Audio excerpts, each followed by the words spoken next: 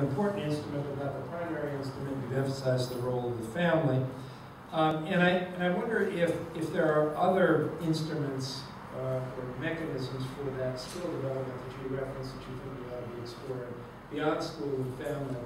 And then, irrespective of your answer to that, this question about measurement. You've talked about the limitations of testing, over-focus on cognitive skills, and I always think of those cognitive skills as sort of gateways to being in a conversation, which are necessary but not sufficient. But I wonder if you talk a little bit about measurement, and particularly measurement that would be meaningful in the context of public policy. In other words, if we're going to track progress of some of the kind of skill development which you recommend that we pay attention to, and some of the building of psychological resiliency and characteristics of persistence, how do we show whether our institutions, be it family or schools, are doing an effective job of that in a way that's going to be meaningful for the general public? Okay, that's a good question, and I would say, I quoted Horace Mann. We appreciate that. And I'm sure you have a fondness for Horace Mann. But there are a lot of other educators. Ralph Tyler is probably the most famous, at least in the 20th century, for having developed the achievement test. He and Lindquist, who actually developed the GED, what was the Iowa test, became the GED. Tyler, when he was writing, developed actually this NAEP, the National Educational Assessment, which is still used to track disparity and so forth. When he was doing the Iowa test with Tyler and with Lindquist, and when he started developing the educational assessment test, at every stage he said, look, we're only measuring a piece of what's important. And then the question is, how can we do better? And he actually had a plan. The original test actually was going to use teacher inventories, self-reports. It's costly. Remember, the beauty of a standardized achievement test, it's easy to mark. You can standardize it. It's comparable at some level, but it's woefully incomplete. And and I'm afraid now, with No Child Left Behind, we're really emphasizing way too much just passing those tests, right? And in fact, we'd even be emphasizing things like music, physics, physical education, for that matter, because it's not tested. So it's reading and writing and arithmetic, right? And so I'm not denying that those traits are important, but it's always been a question of what's cost effective. But I'll say that in my evaluation of the Perry preschool program, which I talked about very briefly, remember, these kids were all African-American kids. They were chosen to be subnormal IQ. The program had long-term benefits for participants. We actually tracked what the benefits were. It didn't raise the IQ of the kids. It didn't raise the IQ. The IQs of the kids in the treatment group were no different from the kids in the control. By the time they're 10 years old, their achievement tests were higher. And what was the difference? Because of the teacher assessments, which we got, which you can do, right? There are teacher assessments that are viewed to be subjective, maybe racially biased. I know there's a literature about that, but I'm saying that this group, when we just look directly, and these were all people of the same school district, which is the Ypsilanti, Michigan School District, those assessments turned out to be very predictive of later life outcomes. We can explain a lot of the treatment effect, reduced crime, greater participation in many dimensions of society, higher earnings, and so forth, due to these measures that we got from teacher records. Teacher assessments as part of a routine school system. So that's one aspect. There are a lot of inventory systems that have been developed, and they show some prediction. Angela Duckworth and a scale called GRID. And so I do think we can take assessments. But I would make a larger point that we really want to go beyond just looking at the test score. I think the test score is part of it. I agree with you. It's a gateway. But you get those higher test scores at Perry anyway because the kids are motivated. Just like you were describing your son. These are kids, I'm sure, much more disadvantaged than your son. And those kids worked hard, they earned their way, they actually achieved, and they were highly motivated in school. Much less likely to have things like special education. So that's actually one of the things that these advocates looking at social impact funds that finance schools are saying. You can repay the cost of early childhood just on the savings in special education. That's the claim. I mean, there's some evidence that yeah, and that's a very interesting area. We're proud to be the first state in investing in social impact bonds and breaking new policy ground on that here in Massachusetts right now. And the other point on the Perry preschool is, and I follow that as well, one of the interesting things to me about that is that it raises this question of whether or not any kind of what I think of as an inoculative strategy. In other words, if we can give a service for 2 years And is it realistic to expect a lifetime effect? I think a lot of the things that we need to do in terms of your strategy that you outlined, in terms of better supporting families, for example, needs to be sort of permanent policy and built out in the same way that none of us would consider giving a special sort of attention to our children for 2 years and then leave them go for 5 years and come back and measure how. But wait, I would just say, I mentioned Jeffrey Cannon, but I think one of the features of PARENT and the features of many of these successful programs, it engages the kids, but also the parents. And so the parents, there was a home visit each week. And what you see is you change the environment. And you actually even see benefits for the parents in their own lives in terms of education and advancement. But particularly, you're creating a cocoon that's then protecting the kid and motivating the kid. So I think that's the part that is really, so I think you're right. You want to, the idea that we can do something for 2 years and then forget about it, that's nuts. But I do think it isn't just staying for 2 years. Well, let me say a word about parents, because I think we focus on the children in our presentations, but the thing that's so obvious is that when children don't succeed in early education, we blame the parents. And absolutely, the parents not paying attention, it's not nutrition, etc. But Jeffrey has done it.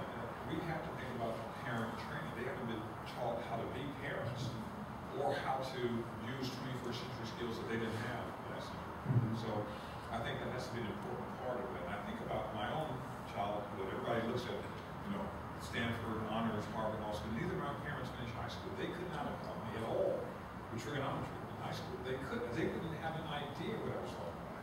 And so that I knew, so there has to be something. They may not be able to help me, but the whole idea of what we can do for parents has to be a part of it. Because if we teach the child all this in 8 hours of school, and they go home in an environment where it's not reinforced, it might be money put in the wrong. And I think that family. Oh, absolutely. Yeah. Well, they want to be to get what they could. No, exactly, but I mean, that's been the thing that's been found, whether it's actually the job training program or the attachment of the child, the encouragement of the child, that's engaging the parent. You don't need a high IQ parent or a parent who's highly educated. You need a parent who loves it. Who cares, right? And very soft with this hard evidence. Charles, our colleague Ron Ferguson over at the Harvard Ed School and Kennedy School has done a lot of good work on families and family engagement and building those sorts of environments that are supportive of children. Let me take one last shot here. There is a remarkable degree of consensus in what you both said about early interventions and early childhood and interventions with families, and even something we didn't get into as much, but this notion of reducing family stress. There's actually neurological research on that, the impact of that now on children's learning. But it's a neglected area of policy. We're at a time of scarce resources. As we look at Massachusetts alone, we invest less in that sector than we invest in other sectors. What do both of you gentlemen think would be the most effective strategies for building public support and taxpayer support, legislative support for the kinds of investments necessary to broaden and deepen our strategy in that area which you identify? I'll be very brief. It's not even very brief. Not only the idea of early investment, but I talked to the governor about this before the stimulus package made its way to Massachusetts, because his idea was, I'm going to use these dollars for skilled workers and semi-skilled workers, and which are on the chart, unskilled workers. Now, unskilled workers aren't workers without skills. They don't have the right certificate. They're not a member of the union, but they can pave a highway, they can drive a truck, they can cut grass. And my sense is that, as we talked about the gap, we don't do something for that group of people who can work, who want to work, or even those folks who, if you look back at the Moynihan report, went several times to try to get a job, and when they stopped coming, they said they're not interested. They've been turned down 3 or 4 times. We saw that with the black farmers who tried to do something different to be part of the economy in the 20th century, and they couldn't get a contract from government money in farms across the South and even the Midwest. And so my sense is to rethink what an unskilled person is, and to figure out whether that person has some ability to make a difference in our economy, because we want people to be wage-earning, tax-paying citizens, and not to be something some people would do on our public coffers. So I think it's hard to attack it both at the beginning and the end, but I think we have to do something for the parents as well as part of the strategy. And I would agree. For example, I think one of the great improvements in this regard, when you look at education, is something like the earned income tax credit, that essentially, instead of promoting exclusion, sort of keeping people sort of segregated and separated into different classes, was really promoting people working and engaging and having lives that were dignified and participate in a larger society. There seemed to be benefits to the child, not just the financial benefit, but also the sense of, you know, I can make a difference. And so I do think you want to, it's not a strategy of staying home. Some people say, well, you look at that graph and you want to throw away any funds for schools. No. But the only point, the logic of that graph is that the greatest investment is early on. It is an unfortunate fact when you get to age 45, 50, and so forth, the returns typically aren't as great. And if you're going to talk about remediating a kid who's 18, who's basically a high school dropout, doesn't have very many abilities, I would argue that probably social skills, workplace-based education that actually would teach character, apprenticeship of some sort, would actually be more effective, be an effective tool, something like the German apprenticeship program. And it's also the case, I think, to Charles's point, that that graph probably doesn't take into account the family benefits, the benefits to children of investing in adults later in life that can achieve a kind of stability for them, to your point about retraining workers and skilled and unskilled, creating that kind of family stability as a benefit not just for the individual but for the children. But the graph does in the following sense. For example, lawyers, most lawyers are still learning and retraining well past even ages of normal retirement. You do find more highly educated, motivated people, professionals. It's not racist, it's just an occupation and ability issue. As you get down to less and less skilled people, the retraining, the acquisition of learning stops. I mean, it's an unfortunate fact that we start to measure learning stopping at 35, 40. Those people are not being. So again, if we give them the skills, we can start all over again. Suppose we start at the beginning of life. I think your question is also what happens if we start with a group of 35-year-olds who are now currently part of a failed previous social policy. And there I would say probably investment is less important for them, less likely to succeed than policies that give them incentives to work. So I would say an incentive-based policy. Let me say one thing about that, particularly point about retraining. We are, in a sense, dumbing down a lot of our jobs now. Every time I go to, I won't name it, but go to a fast food restaurant, and my cost is $3.81. I give them a $5 bill and 6 cents, and the puzzle. All right, what is he doing? But they just number, and I get my quarters back, which I need for New Year's, and I get my dollar back, right? No one, why is he giving $5.06? It's only $3.81. A computer can do that, which means in this decade that those workers will be obsolete. A computer can do that.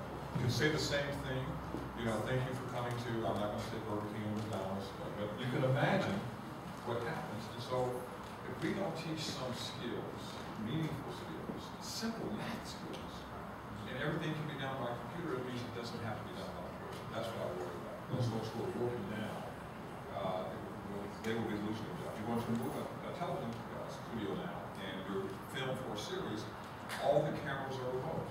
There are no humans working because it saves money. So we've got to think about how we can make the 21st century work with the 21st century technology. That's a huge challenge, so we've got to develop pipelines on it. Okay, we have a few minutes left. How about some questions from the audience? Yeah. Subject of involvement, I love it. But let me pose this to kind of I'll talk about it when I get to tomorrow, but here's one for you. Parental involvement. We talk about it as an extraordinary good. 3 years ago when I was writing my book, I interviewed a woman named Martine Garrier, who was then in charge of parental involvement for the New York City Department of Education. Out of a $10 billion budget, with the decimals, the total parent involvement budget was $12 million. Now, parental involvement can move the needle. Where are the numbers? And that is a fraction that is replicated, so far as I know, at least in every district I visited, and there were 40 of them. Yeah. Secretary may have a different view in Massachusetts, but my view is, we say we value this, parental involvement, we say we claim we have an institutional commitment to it in the schools, we put no money in it. And what's worse is not only do we not put any money in parental involvement, when parental involvement fails, as it will in many cases, we put no money into some form of institutional commitment in the schools or in some other social agency. provide the adult mentor that this kid members want to. And it's